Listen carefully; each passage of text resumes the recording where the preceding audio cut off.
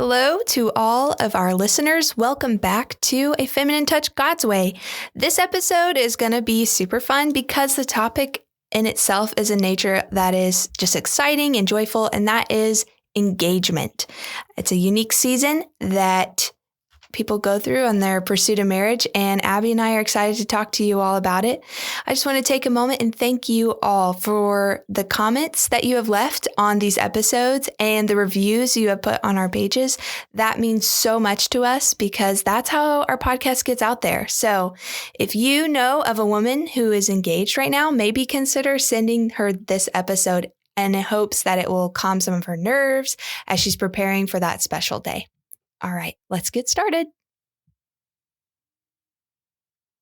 Hi, and welcome to A Feminine Touch God's Way, where I, Abby Parrish, and my sister-in-law, Jeshua Parrish, discuss God's design for women in the family, the church, the community, the workplace, and so much more. We are so excited for you to listen in on our stories and experiences as we turn to the Bible and seek God's will for our identity as His daughters, so that together we can reap the blessings created within the biblical boundaries of womanhood.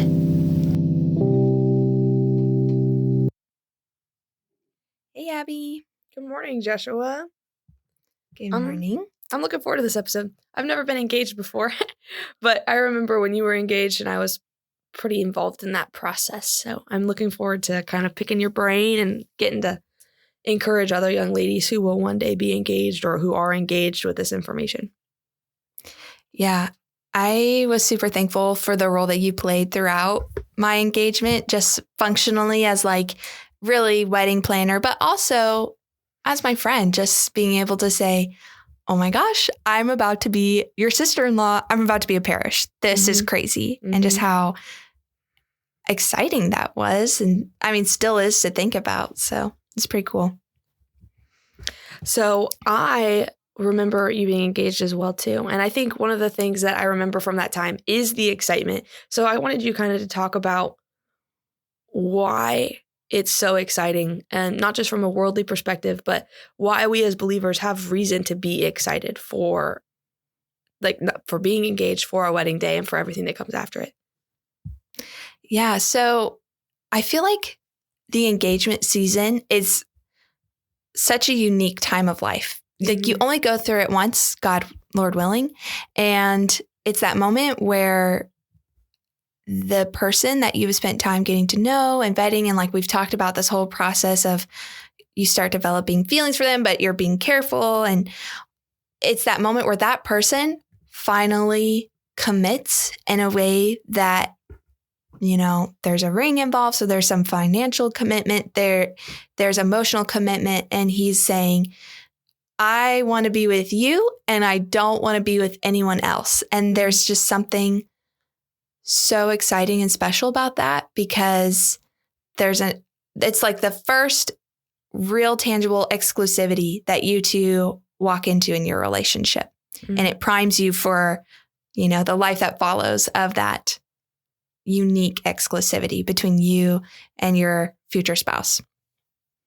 I think that makes sense. Because it's something when you're able to say, okay, not only are we dating and we're not going to date other people, but it's not only, it's now, yeah, we're dating, we're engaged, and we will never be romantic with any other person. This is now more official than it's been before. And I get where that would be exciting and just also something that what I think people want. Like it's a desire. God placed us in the world with a desire to have a spouse, with a desire to cling to someone. So it's meeting what we were made for in a way.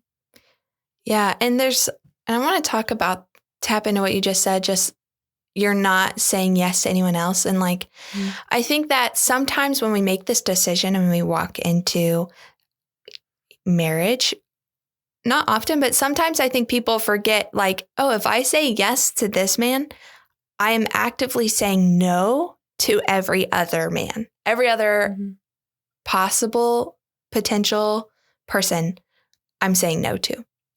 An engagement, I mean, it's not the same exclusivity as marriage. Like there's a chance that you guys it's small, but there is a chance you don't get married, even though you did get engaged. Yeah. So that is a possibility. I don't want to say that saying no is no longer on the table, because I think just like every other season before marriage, you are vetting that person, and you might learn new information that wasn't in your disposal before you said yes to engagement. So I'm not saying that you can't walk away after this moment. The covenant's not been made yet.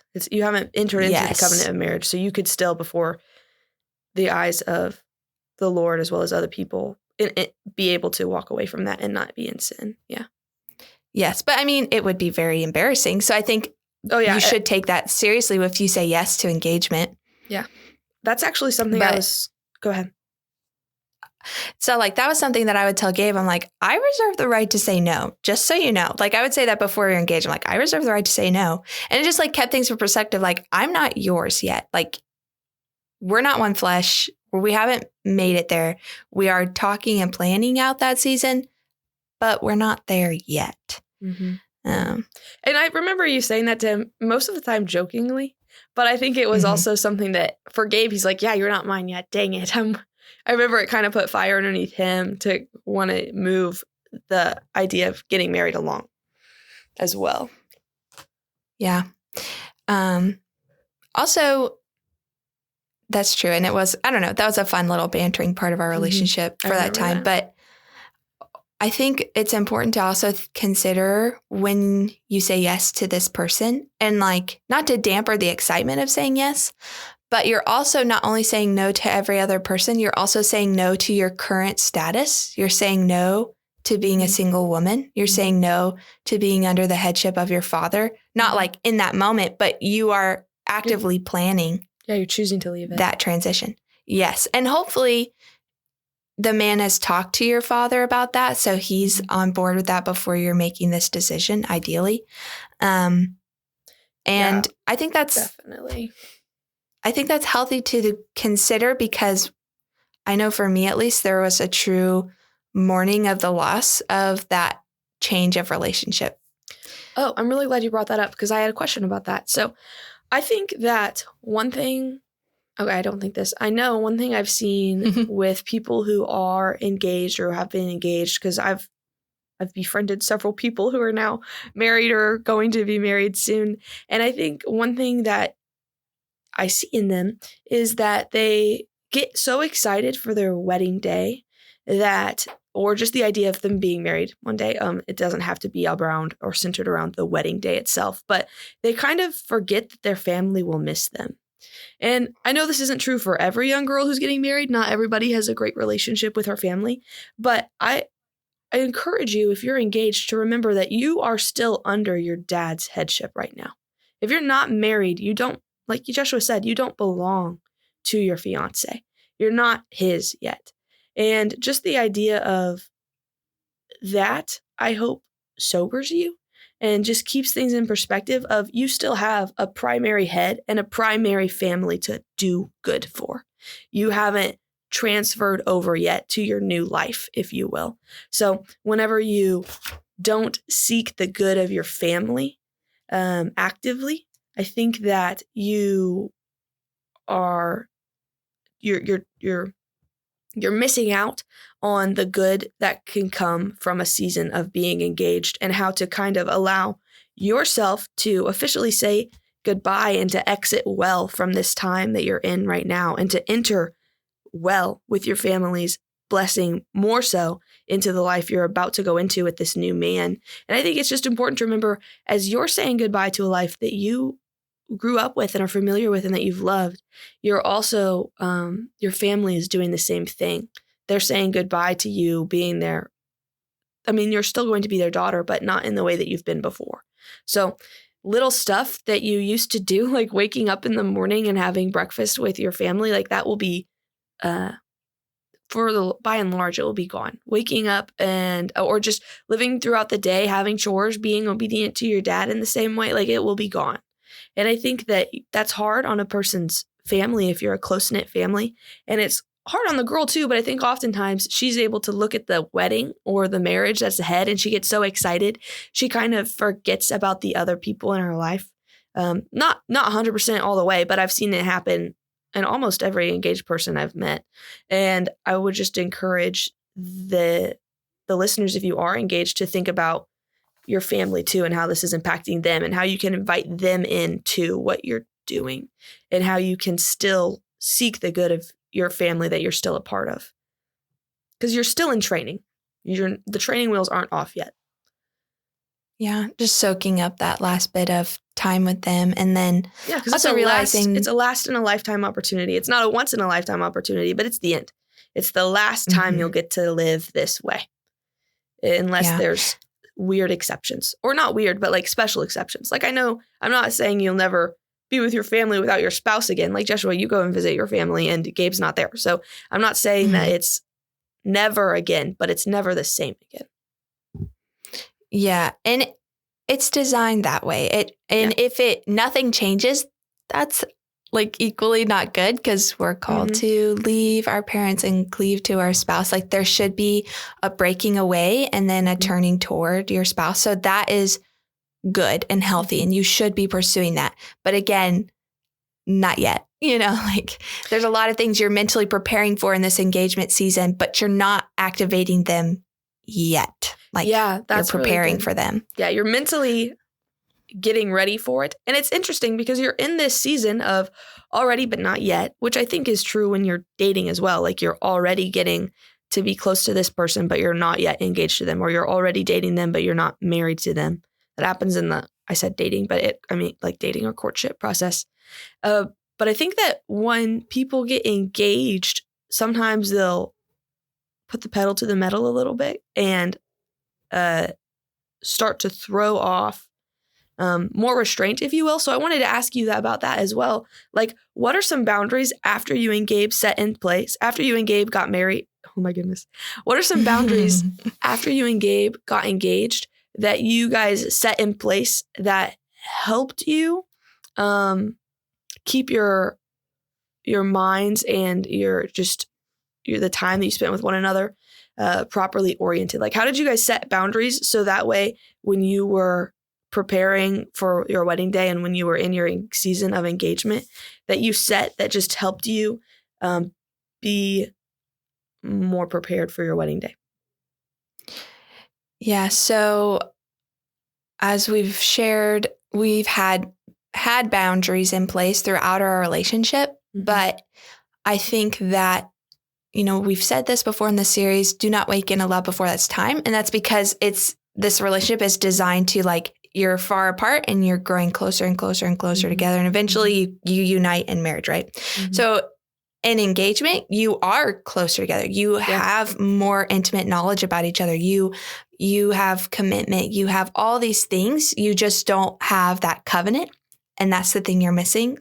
And it's the most important thing, because we still have an obligation to be beyond reproach. We want, we want it to be obvious that our obedience and the way that we're conducting ourselves, we're not doing what is right in our own eyes. We're doing what is right according to Scripture and what God says is pure and good. And He says that there are certain things that He is designed to enjoy only in marriage. Okay. So those boundaries had to get stricter and stricter. So, like, before, it might have been totally fine for us to be alone one-on-one. And I definitely know during engagement, it wasn't. Like, we're like, neither of us are pure in our heart. We always have to be in public. We always need these things. And it's good. It keeps us beyond reproach. So, and that was hard because if you love this person, you really just want to be with them, and you want that. There's something in you that's designed to desire that unity and that acceptance and that closeness. And I think God has designed us that way, and it's good. And it reflects a bigger desire we have to be united with Christ, which I'll talk about in a moment. But as far as the boundaries that we had to put in place, we really had to rely on other people. We had to rely on our family members, because those were the people that wouldn't be uncomfortable or afraid to say, hey, you're making me uncomfortable. Like, I think that was unwise. That wasn't a very good decision. And just like, it was very important for us not to keep everything between us. Like, we needed to be openly discussing like I said, the Lord preserved us before our wedding day, preserved me. And something I am going to share, I don't know if I've shared this yet on this podcast series, but it's something I have talked to Gabe about and he's okay with. You just need to know your person's history. And I think engagement is an appropriate time to know that. Mm-hmm. I think it's good to know whether or not they have been with another person. And for me, Gabe had been. And there was a time in college where he was not living for the Lord. He was being very rebellious. And he's, it's something he's ashamed of, obviously, but that caused the boundaries that we had for engagement to be more strict. Mm-hmm. Do you feel like once you were engaged that your boundaries were looser or were they tighter? And if so, how and why? They were tighter, I would say, for sure. But the fear associated with them of like, I need this boundary in case you're not the one, that fear was lessening because we're like, you're are like, the person. Mm-hmm. Right. So the motive behind it, I think, was changing like less from fear of like self-protection to more of we need to honor the Lord still. We need to keep our loves in order. We need, we need to finish this race strong. We can do it. Yeah. I think that's really good. So whenever you are in the engagement season and you're finding out more about the person that will be your spouse and you're asking more intimate questions, how can you go about doing that well without overstepping a line that should be there of, okay, they're still not my spouse yet. So there's certain things that they don't know. Or would you say that they have now full access to all information about you? Like, how do you do that well? Because I think there's certain things if you're like, wow, I do need to know these things, or it would be best if I knew these things before I got married to them. But at the same time, I'm not married yet. So what do you do? So I think it's good to look at your motive behind the information that you're sharing. Mm-hmm. I don't think that we did this perfectly. I don't know if any couple does this perfectly because truly, like, I cannot think of a time in my life where I was more aware of my sinful nature and was so weak. Like, I was just like, it is by God's grace alone and it was just so confusing because I was like, I know I shouldn't want this, but I still do. And that's a really hard place to be in. And it's good to know and not be in denial of what's happening. So I think when we did it better is when we were, like I just shared, Gabe gave me information of his history.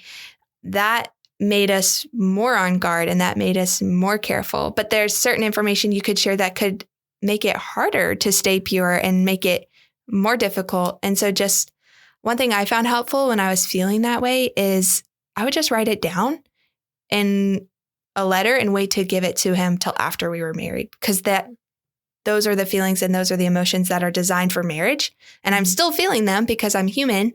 So I just need to save that moment for after the I do's, if that makes sense. Okay, so you're talking about specifically whenever you wanted to share something with him that was more romantic, but you didn't think it was appropriate at the time. You might make a note because you knew it would be appropriate just a couple months from now. Yeah. I mean, to be sharing those things with him, but you are still experiencing them because you are attracted to that person. And just because you're feeling those things doesn't mean, and just because you do have commitment doesn't mean it's the time to talk about those things. Mm-hmm. So. Yeah, I understand. Yeah. So what are some things that you would recommend an engaged person do while they are engaged? Like, what are things that you did that were difficult that you're glad you did them? What are things that you wish you could do over? If you're doing an after action review on your own engagement time, what are some things that you would tell someone if this is their time being engaged? Yeah, I would, if I could change anything, I think it would be inviting even more people into that time just because to the wedding day itself or to the process? Just into Gabe's and my relationship. And that was hard to do because it was a long distance relationship. So when he was there, it was so rare that I'm like, I get all the time. Yeah. So that was a hard part of our relationship. And that's also probably unique to us because most engagements aren't long distance. So what does it look like to invite more people in that? Like, I have some ideas of what you're thinking of, but I would love for you to expound. Maybe just be willing to be in more group settings. Just not putting yourself in a place of temptation. If you can, especially like I said, if you really like that person, like it's there. And that's just a really hard place to be because the desire in itself isn't bad, but the way you're going about trying to fulfill it can be. And you just need that patience and that timing. And it truly is, it's just this intense longing that oftentimes results in a discontentment of the season you're in because you're not married yet, but you really, really, really want to be. Yes. And I think that in a lot of ways, it just made me think about the way that I should be longing to be united with Christ. Like that thought can, like when I very intensely just wanted to be married, wondering like, do I desire to be with Christ with the same level of intensity? And that was convicting sometimes. Yeah. But it was helpful because I think God puts desires in us and they're not because he intends to instantly fulfill them. There's a reason why sometimes there's a season of longing, and we experience that as Christians every day. Like we should be longing for that unity and that time when the bride of the church is united with Christ, the bridegroom. There's longing to that. But there is a time in between. You can't spend the whole time in between just being unhappy that you're not united yet. Yeah. You know, actually, so I had a question about that is how do you posture your heart in such a way so that you're not wallowing in discontentment? Because I think I already said this, but this is a once in a lifetime. This is your last time to do this. Your last time, most likely, to prep for a wedding. Your last time to be with your family. Your last time to dress shop. Your last time to plan these things and be a part of these things. And it should be exciting. So how do you be excited instead of being frustrated that you're just not already married? Like how do you do that? Honestly, the best thing any woman can do is make sure that the priority she has with her love and affection for Christ is above that she has for her fiance. And that can be really hard, but it can help ground you and root you. And it can very easily turn into this, there's like, if you are elevating your fiance above your relationship with Christ, you can start to look to him for your identity. You can start to look for him for purpose or meaning or joy. And that might be all well and good for that short time, but it will cause a lot of friction and discontentment in marriage because there will come a day where you know not only all the good things you love about him, but now you know some of the ugly things and the sin that's still there and has been there, but wasn't at the forefront. And so really keeping yourself rooted and understanding that this is a season designed for a purpose. What is that purpose? And how can I honor God in that purpose? And it's one of the really fun things about engagement is a huge part of the purpose that God's designed in that is just to bless you. Like, how so? There's no fear of like, will we be together? Like, you're going to be together, most likely. So you can just relish in that. This is the person you're going to marry. You can prepare. This is your last moment of preparation for marriage. Okay. Like, is your heart ready to be submitted to this man? Are you spiritually rooted in the word to be his helper? Are you, physically, I mean, a lot of people focus on the physical part because they want to look good for the wedding, which isn't wrong. But like, it is good to take care of yourself physically. Like, are you ready in all these ways for this next huge identity change of your life? Yeah. You know, like now it's not just an idea. It's not just this ephemeral thought. It's boots on the ground. Okay, this is actually happening. Yeah. And just relish the moment you find the dress, you know? And I wasn't very good at this. Like, I would get stressed out because I wanted it to be perfect and all this stuff. I'm like, there's so many choices. This is a lot. Like, and it was really helpful to have people like you and your mom and my mom, and our sisters, just to like kind of keep me grounded and like, you know, be like, no, like, this does look good on you, or, oh, like, I'll just take care of that detail. No problem. And just being surrounded by people that love me and wanted to be a part of God's desire to bless me in that time. And just being like, am I the kind of woman deserving of all this blessing that he is just like heaping on me right now, in this godly man, in this, you know, all these, they are material things, but like, there's something unique, I think, just like even finding the dress, like God's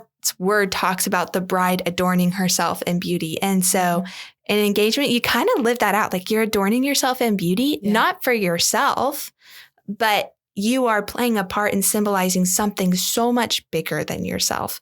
And you're mentally preparing for that moment. And there's just something really cool about that.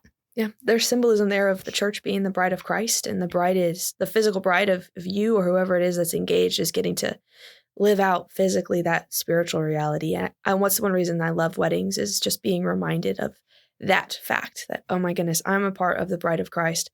And in a very similar way, not the same, but a similar way, I have the opportunity to be reminded that I am the bride of Christ. I'm a part of his church. So when I see a bride, it's a reminder for me, as well as a cause for rejoicing that God has been so good to this couple to bring them together.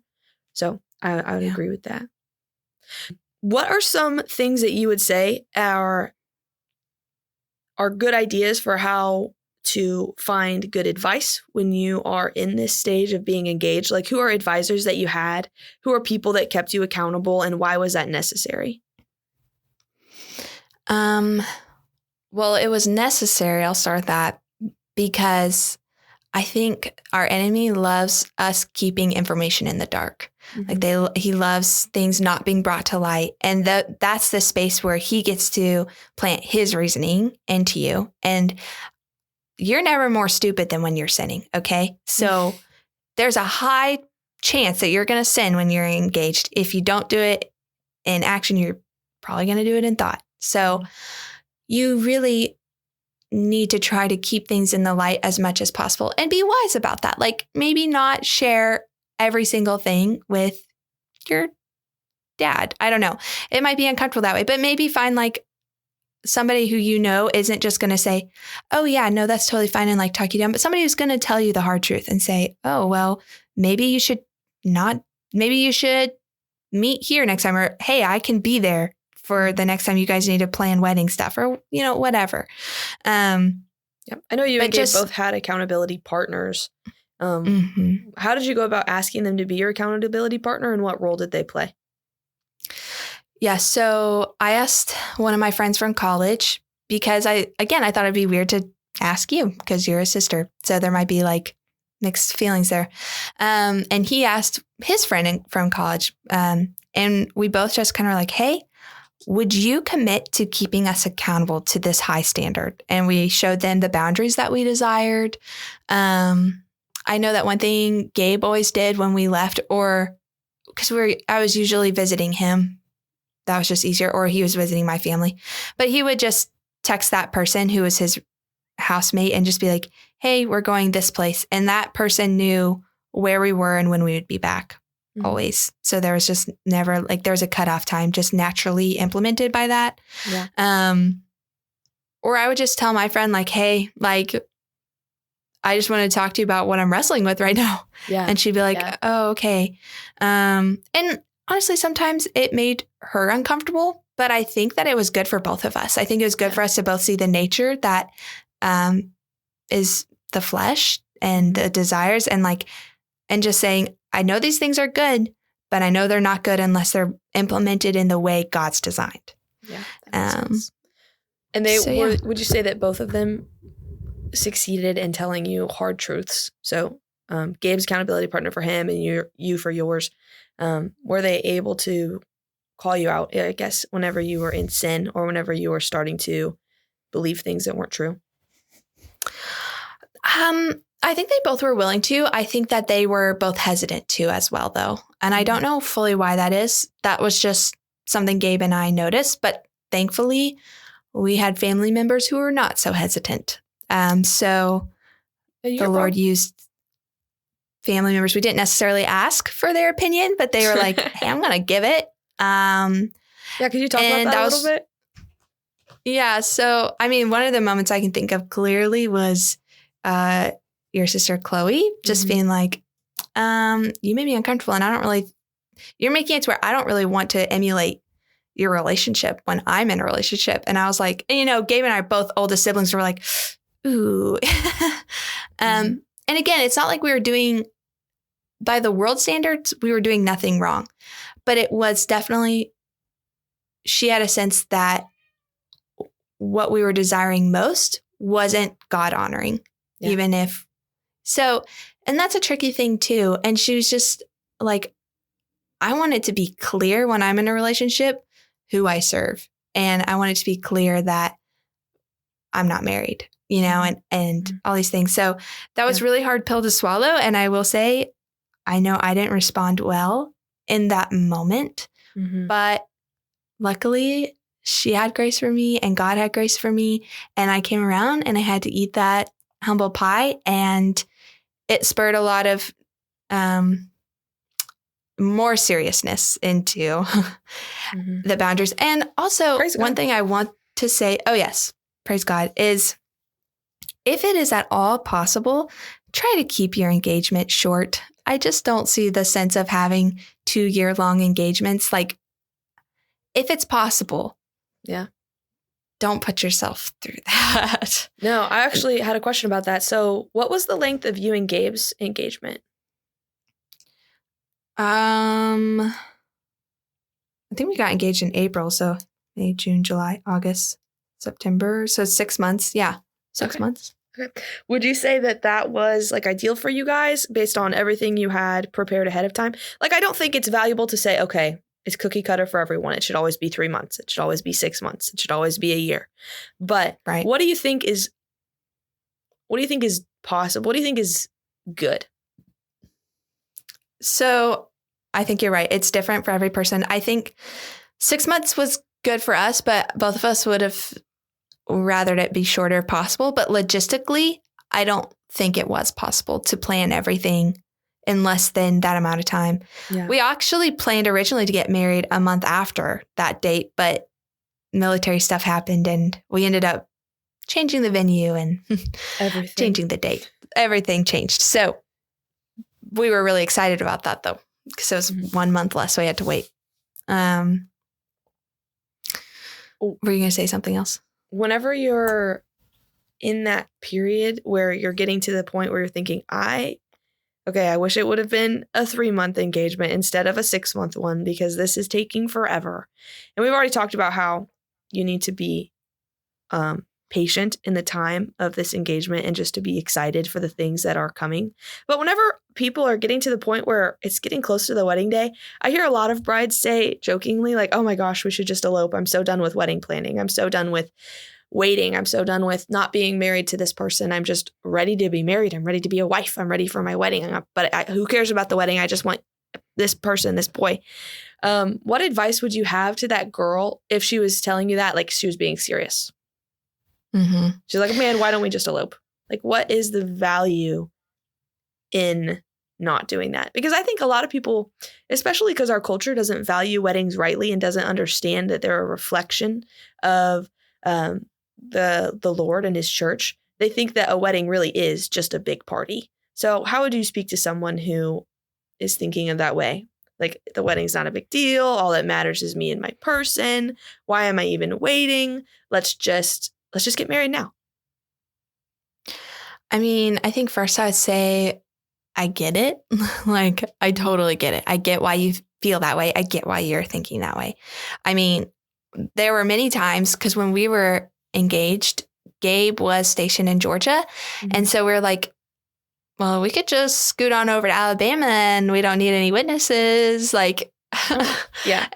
Like we definitely, like we had to talk about that. Like, why aren't we going to do that? Like, that is so tempting right now.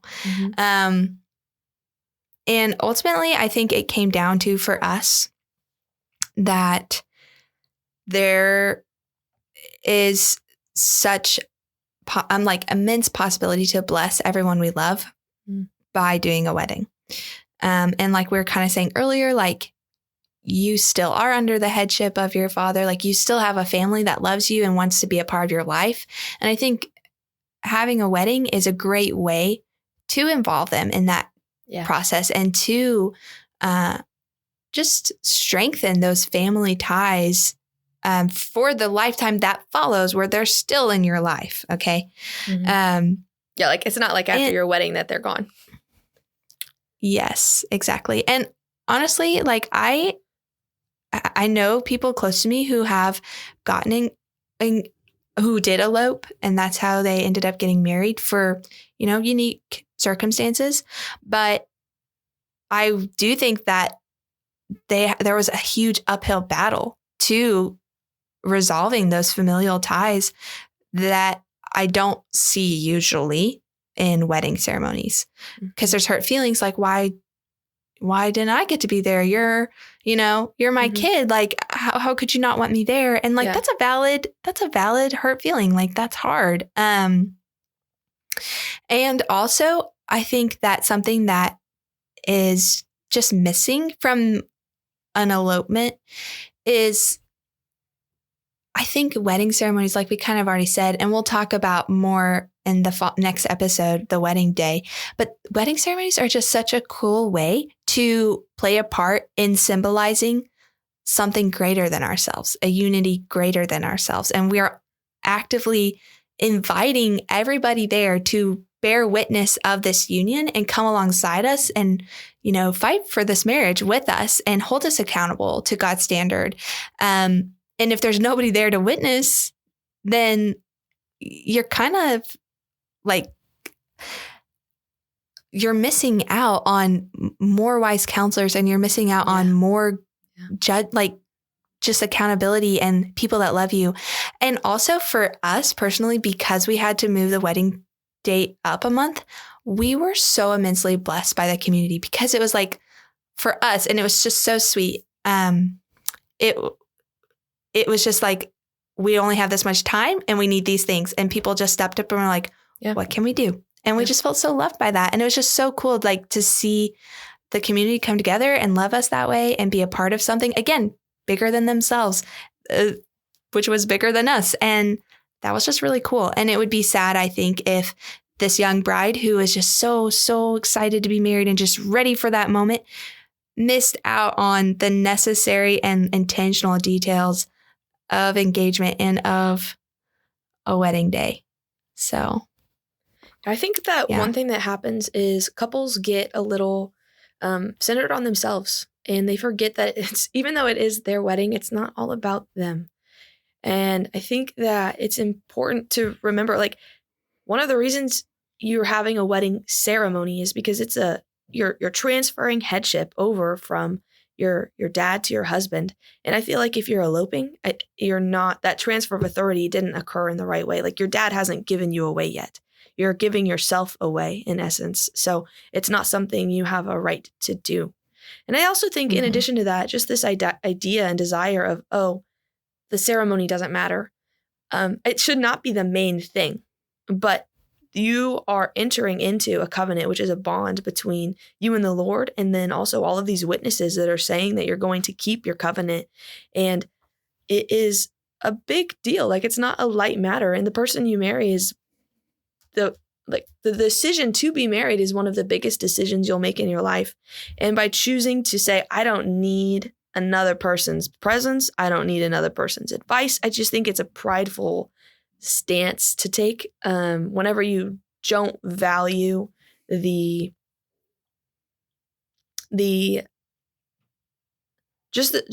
wedding itself. That could be, it doesn't have to be whether you're eloping or not, but just the idea of, it's not about everybody else, it's about me. And I think that it's prideful as a bride or as a groom to think of your wedding as only for you. You are the bride who's reflecting the church. Your groom is the groom who's reflecting Christ.